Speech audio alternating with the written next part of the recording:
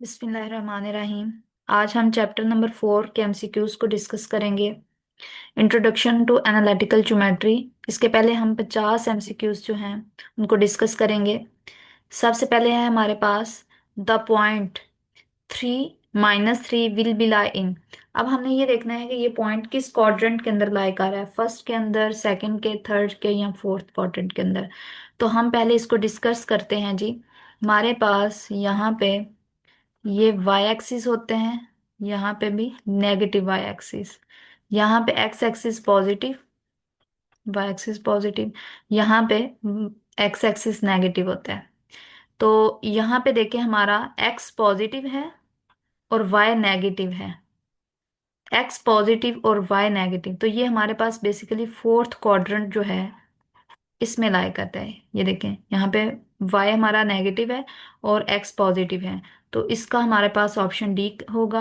आगे है हमारे पास the coordinate axis divide the plane into equal parts. अब देखें ये हमारे पास एक प्लेन थी, उसको हमने कितने पार्ट्स में डिवाइड किया है। जो जो कोऑर्डिनेट्स होते हैं इसको 4 पार्ट्स के अंदर डिवाइड करते हैं, फर्स्ट, सेकंड, थर्ड और फोर्थ क्वाड्रेंट।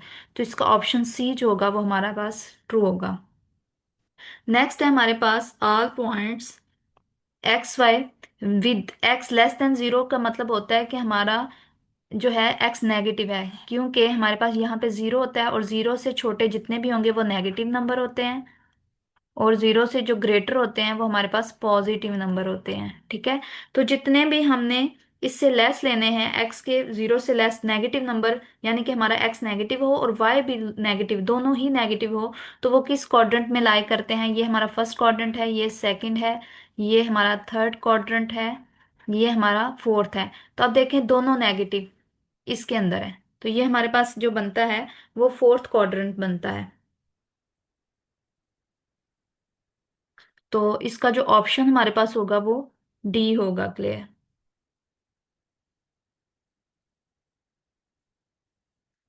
नेक्स्ट देखें हमारे पास है जी, for any point x y on x axis. अगर कोई भी पॉइंट हमारा एक्स एक्सिस पर लाई करेगा तो वहां पे हमारा y जो होगा वो 0 होगा। एक्स एक्सिस पे y 0 होता है और y एक्सिस पे x 0 होता है। तो यहाँ पे ऑप्शन ए हमारा ट्रू होगा। नेक्स्ट देखें।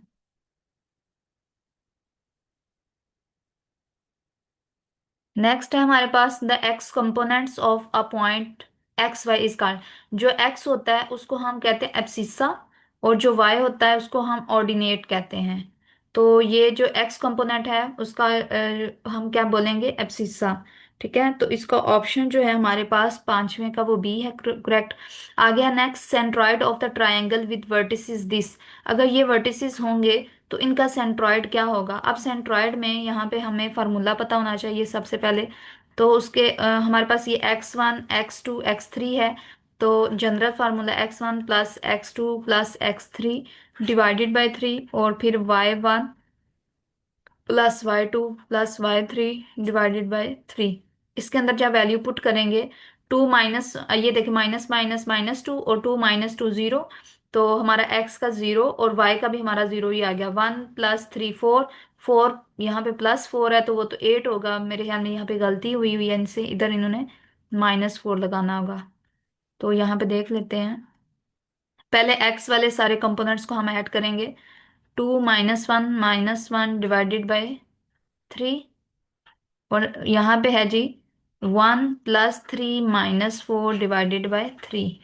तो ये देखें, 2 - 2 डिवाइडेड बाय 3 और 4 - 4 डिवाइडेड बाय 3।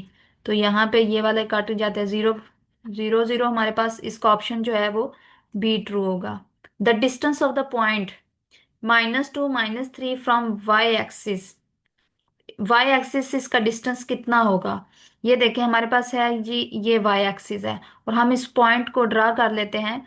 यहाँ पे हम थर्ड क्वाड्रेंट में लाई करता है जी। यहाँ पे हम -2 और ये वाला हम -3 यहाँ पे कह देते हैं।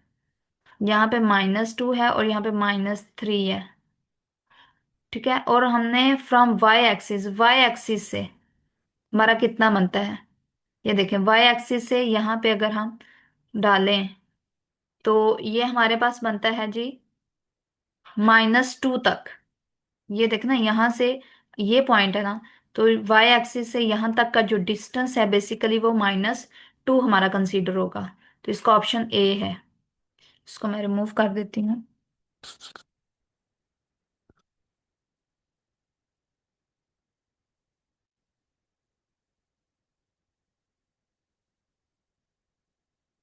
ये देखें, हमारे पास है जी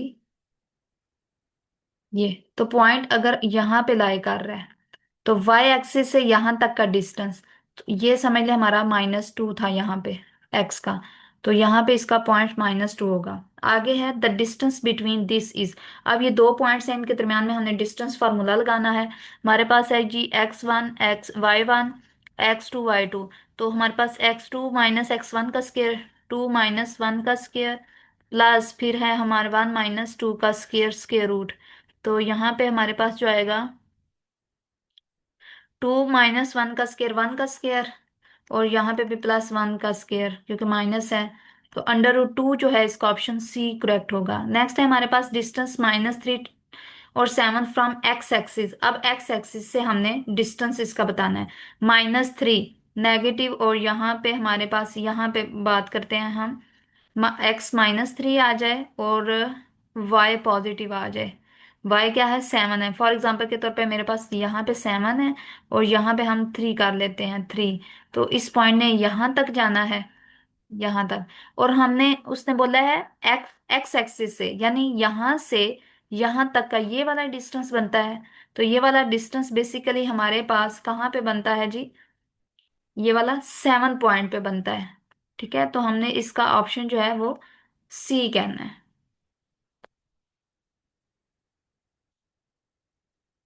ठीक है। नेक्स्ट है हमारे पास जी the distance between the point 0 0 and 1 to 11। तो इसका देखें, 0 0 to 11, तो ये हमारे पास है जी सबसे पहले 1 - 0 का स्क्वायर, +2 - 0 का स्क्वायर, और √1 +2 का स्क्वायर। तो √5 इसका ऑप्शन आ जाएगा डी हमारे पास करेक्ट। आगे if the end of the diameter of the circle are this then its area is. अब देखें, हमारे पास सर्कल जो है उसका एरिया का फार्मूला होता है πr², जबकि हमें उसने डायमीटर बता दिया है। ये हमारे पास एक सर्कल है, उसका ये एंड पॉइंट उसने दे दिया है। यहाँ पे हम क्या देते हैं, 0 1, और यहाँ पे हम क्या देते हैं जी, जो है 2 3 है। तो इसका डिस्टेंस, पहले डिस्टेंस फार्मूले से हम लोग निकालेंगे, 2 - 0 का स्क्वायर, +3 - 1 का स्क्वायर, और अंडर रूट। तो 2 का स्क्वायर 4, और +2 का स्क्वायर 4। तो इसका ऑप्शन आएगा 2 √2। ये बेसिकली हमारा डायामीटर का डिस्टेंस है। ठीक है, डायामीटर का डिस्टेंस। अब हमने रेडियस निकालना है। Radius basically half of the diameter होता है, यानी डायामीटर को अगर हम 2 पे डिवाइड कर दें तो हमारे पास वो रेडियस आ जाता है। तो इसका मतलब है √2 जो है वो इसका रेडियस आ गया, इसके अंदर हमने वैल्यू पुट कर देनी है √2। तो ये स्क्वायर और स्क्वायर रूट कट गया, तो हमारे पास 2 पाई जो है एरिया आ गया हमारे पास, 2 पाई। ऑप्शन बी इसका करेक्ट होगा। नेक्स्ट है हमारे पास, नेक्स्ट देखें जी, option number 12। If the end of the diameter of the circle, ये हम ऑलरेडी कर चुके हैं। नेक्स्ट है हमारे पास, if the distance of the point p x from x axis is 3, then x क्या होगा। अब देखें, एक्स एक्सिस पे अगर हमने डिस्टेंस लेना हो तो हम वाई वाले कोऑर्डिनेट्स के इक्वली लेते हैं। अभी हमने जो पिछला एमसीक्यूज एक किया था, सेकंड लास्ट वाला, वो सेम हमने इसको ऐसे ही किया था। ठहरे मैं आपको इधर कर देती हूँ। ये हमारे पास है जी, जब हमने एक्स एक्सिस से डिस्टेंस लेना हो तो हमने वाई उसका कोऑर्डिनेट को देखना होता है, और जब वाई एक्सिस से करना हो तो हमने एक्स कोऑर्डिनेट के इक्वल रखना होता है। तो यहाँ पे एक्स एक्सिस है तो इसका मतलब हमने वाई कोऑर्डिनेट के इक्वल वो वाला रखना है, और उसने खुद ही बता दिया उसका डिस्टेंस 3 है। तो इसका मतलब फिर एक्स हमारे पास 3 के इक्वल होगा। तो इसका ऑप्शन जो होगा हमारा सी जो है वो करेक्ट होगा। पॉइंट है हमारा 5 और एक्स है। ठीक है, ये हमने, और उसने बोला था कि एक्स एक्सिस से डिस्टेंस आपका जो है यहाँ तक ये, तो ये वाला इसका वाई कोऑर्डिनेट देखते हैं। तो और उसने बताया वो 3 के इक्वल है, तो इसका मतलब एक्स इज इक्वल टू 3 है। नेक्स्ट है हमारे पास the centroid of sorry bisector of angles of triangle are. Bisector जो होते हैं किसी भी ट्रायंगल के एंगल्स के, वो हमेशा कॉन्करेंट होते हैं, वो सेम पॉइंट के ऊपर लाई कर रहे होते हैं, उधर से इंटरसेक्ट कर रहे होते हैं। ठीक है, तो इसको कॉन्करेंट बोलते हैं। आगे the centroid of a triangle divide each median in the ratio of. जो ट्रायंगल होती है उसका जो सेंट्रॉइड होता है वो हर मीडियन को 2:1 रेशियो से डिवाइड करता है। नेक्स्ट है हमारे पास the point of intersection of median of a triangle is called. जो मीडियन का पॉइंट ऑफ इंटरसेक्शन होता है किसी भी ट्रायंगल का, उसको हम कहते हैं सेंट्रॉइड। 16 जो है उसका जो ऑप्शन करेक्ट बनता है हमारे पास, वो बनता है जी centroid. Point of intersection median का जो पॉइंट ऑफ इंटरसेक्शन होता है किसी भी ट्रायंगल का, उसको सेंट्रॉइड बोलते हैं। नेक्स्ट है हमारे पास if p is mid point of a b, if p divide a b in the ratio. अब देखें, ये ए बी है, हमारे पास लाइन है, ये वाली लाइन सेगमेंट ए और बी, और ये पी इसका क्या है, मिड पॉइंट है। तो हमारे पास जो इसकी रेशियो होगी वो 1:1 रेशियो, यानी कि ए पी पी बी दोनों का डिस्टेंस जो होगा वो इक्वल ही होगा, एक सेम रेशियो से वो करेगा। ठीक है, तो इसका ऑप्शन ए करेक्ट होगा। नेक्स्ट है x coordinate of centroid of triangle, ये दिए गए हैं हमारे पास। ठहर मैं इसको रिमूव करूं पहले।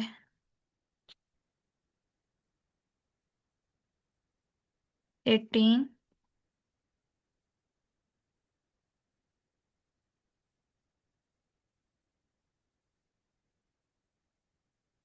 हमने इसके सेंट्रॉइड के एक्स कोऑर्डिनेट जो हैं वो बताने हैं।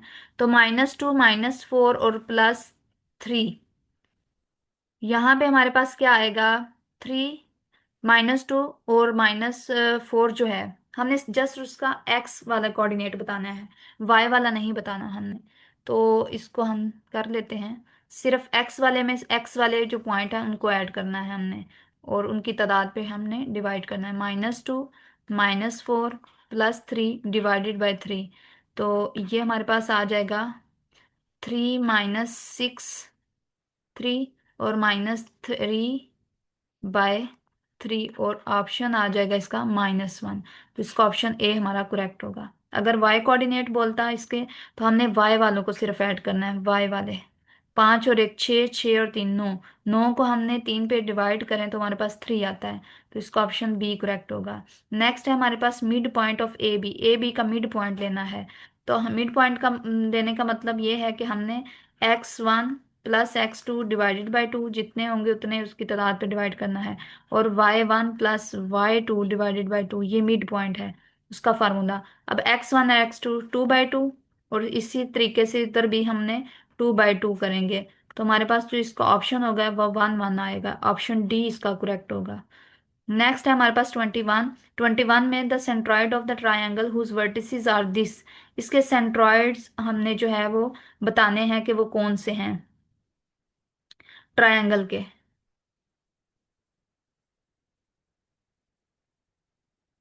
अगर हमें जो है वो गिवन हो,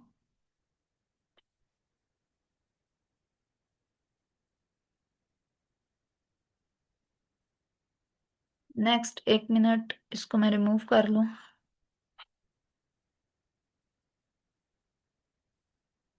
हमारे पास है जी सेंट्रॉइड ऑफ वर्टिसेस। इसके जो है हमने पहले इनको अगर ऐड करें, 10 में से हम 3 निकाल दें, सेम जैसे हमने ऑलरेडी ऊपर इसका फार्मूला किया है, इसको आप कर ही लेंगे। 10 में से 7 निकालें तो 3, 3 में फिर हमने 3 ऐड किया तो 6, 6 को हमने क्या करना है, 3 पे डिवाइड करना है तो 2 आ जाएगा पॉजिटिव। और नेक्स्ट हमने वाई वाले कंपोनेंट्स को करना है, जब -5 +4 तो -1, और -1 में -2 करेंगे, -3 3 को करेंगे तो -1। तो इसका जो ऑप्शन हमारे पास होगा करेक्ट, वो क्या होगा, सी होगा 21 का। इसको मैं सिलेक्ट कर दूं। आपने सेम जैसे अभी मैंने ऊपर आपका फार्मूला बताया सेंट्रॉइड वाला, उसके मुताबिक इसको करना है। नेक्स्ट है हमारे पास 22 ऑप्शन।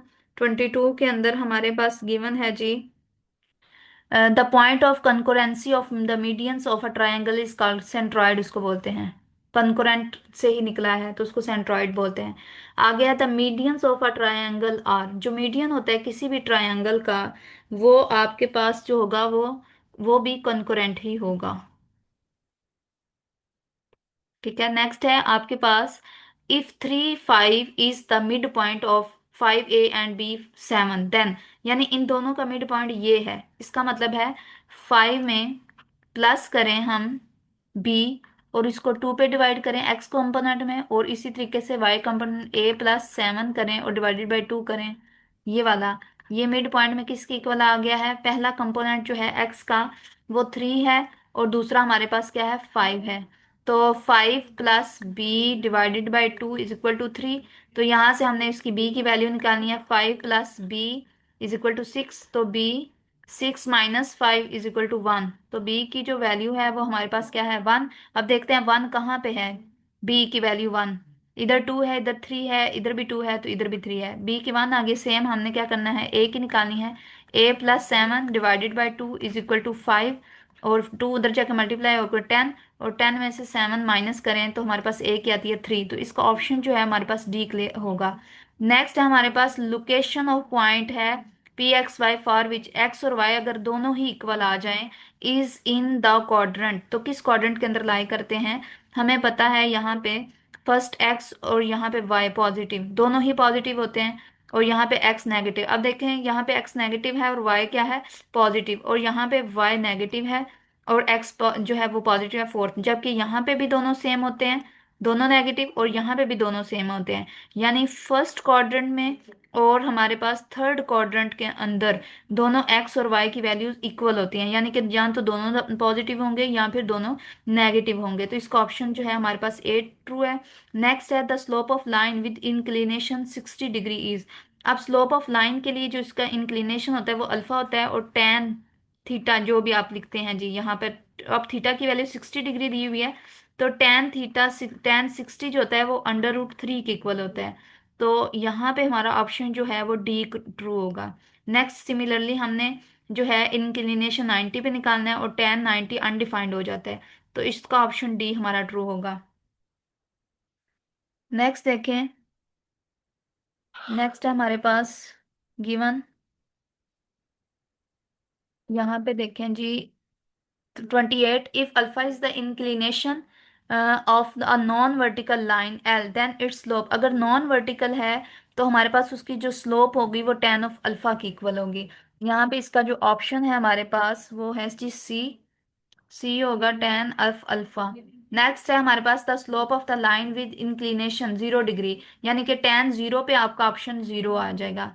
नेक्स्ट है हमारे पास if m1 and m2 are slope of two perpendicular lines, अगर दो परपेंडिकुलर लाइंस होंगी, स्लोप दो हैं, तो उनका जो प्रोडक्ट होता है वो -1 के इक्वल आता है, और अगर आपके पास वो जो है पैरेलल हैं, तो हमारे पास दोनों स्लोप्स इक्वल आएंगी, यानी m1 = m2 और m1 - m2 = 0, तो यहाँ पे है अगर दो लाइंस आर पैरेलल हैं तो m1 - m2 = 0, ये ऑप्शन डी ट्रू होगा। नेक्स्ट है vertical line has a slope, अगर वर्टिकल लाइन हो आपके पास तो इसका मतलब है tan 90 का होगा, तो वहां पे आपकी जो है उसकी स्लोप के अंदर इंक्लिनेशन सॉरी, वहां पे आपके पास जो होगा उसका ऑप्शन जो है tan 90 पे अनडिफाइंड हो जाएगा, तो यहाँ पे 32 का जो ऑप्शन है आपके पास ट्रू, वो आपके पास सी आ जाएगा, अनडिफाइंड हो जाएगा। नेक्स्ट है आपके पास slope of the line passing through the point a b is, अगर दो पॉइंट्स के दरमियान मतलब दो पॉइंट्स गिवन हो और आपने स्लोप निकालनी हो, तो उसका जो फार्मूला होता है वो क्या होता है, y2 - y1, यहाँ पर आपके पास जो होगा,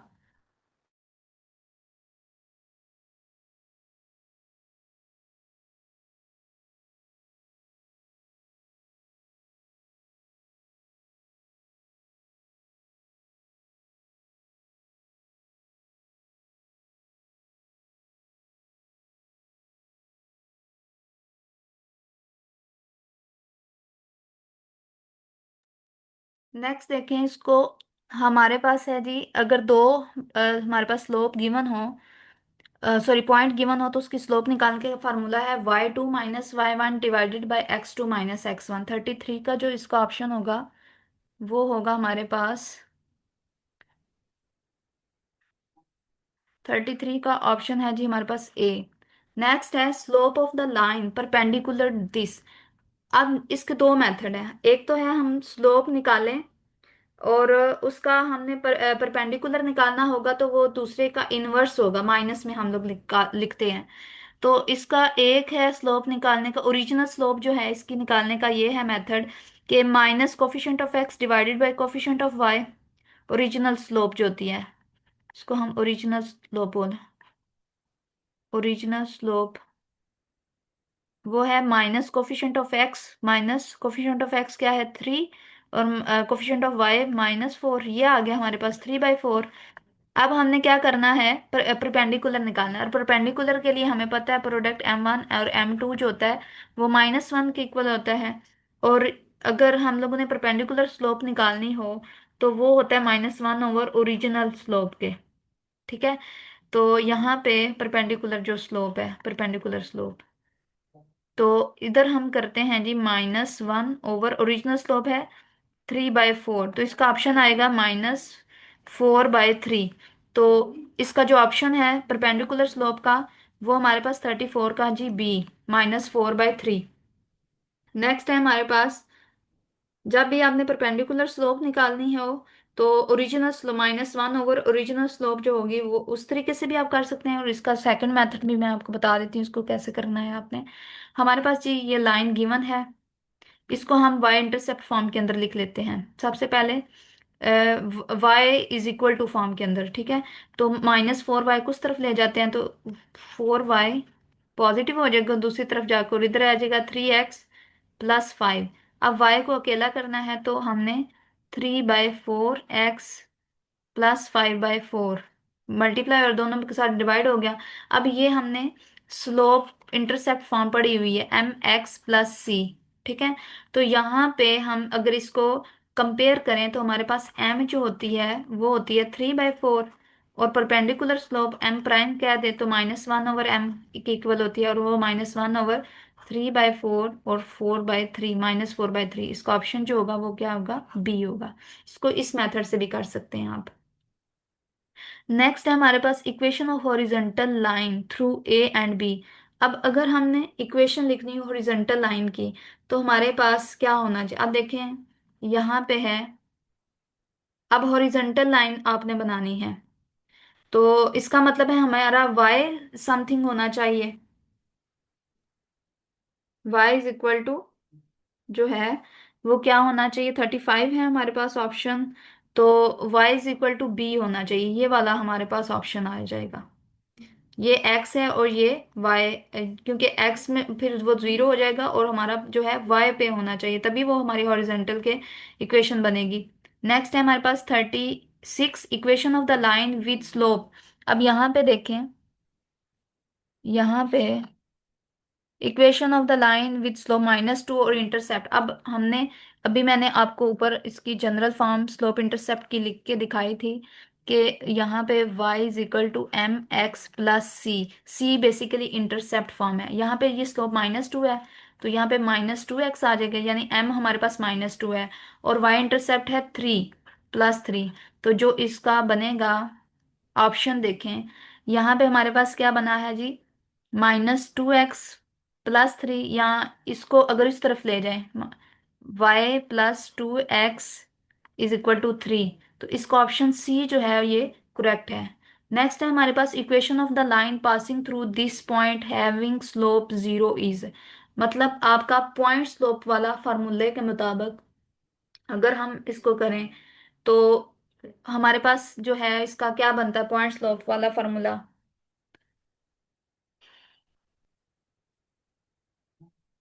तो यहाँ पे देखें, अगर हम y इंटरसेप्ट फॉर्म के अंदर भी लिखें तो ये y इंटरसेप्ट है हमारे पास 5 है और स्लोप 0 है, तो उस तरीके से भी आपका आ सकता है 0x + 5। तो आपका ऑप्शन जो होगा वो 30, y = 5, 37 का ऑप्शन बी जो होगा वो करेक्ट होगा। नेक्स्ट है आपके पास 38 equation of the vertical line through 5 और -3। अब वर्टिकल लाइन की आपने बनानी है इक्वेशन, वर्टिकल लाइन ऐसे लाइन, इसका मतलब है ये चीज है, तो अगर आपने वर्टिकल लाइन ड्रा करनी है इसका मतलब है एक्स के ऊपर कोई पॉइंट होना चाहिए, तो एक्स का आपका 5 आना चाहिए। यहाँ पे क्योंकि ये x 5 है और ये y है, तो जब आपने 5 अगर पुट करेंगे तो लाइन ड्रा करेंगे तो ही वर्टिकल आएगी ना। तो इसलिए x इज इक्वल टू 5। यहाँ पे एक मिस्टेक इन्होंने की हुई है कि दो ऑप्शन सेम दिए हुए हैं, तो शायद ये वाला -5 होगा। तो इस वजह से ऑप्शन ए जो है ना वो आपका करेक्ट है। नेक्स्ट देखें 39। आप 39 के अंदर जो है हमें given slope intercept form of the line is. अब स्लोप और इंटरसेप्ट फॉर्म उन्होंने बोला हुआ है। जब आपको स्लोप दे दी जाए और इंटरसेप्ट फॉर्म दे दी जाए, अब इन चारों में से बताएं। अब यहाँ पे भी इक्वेशन जो दी गई है इसके अंदर 39 के अंदर, तो हमारे पास जो ऑप्शन डी है स्लोप इंटरसेप्ट फॉर्म के अंदर हम उसको सिलेक्ट करेंगे, क्योंकि यहाँ पे हमें स्लोप भी गिवन है और इंटरसेप्ट फॉर्म भी, तो ऑप्शन डी जो है हमारे पास ट्रू होगी।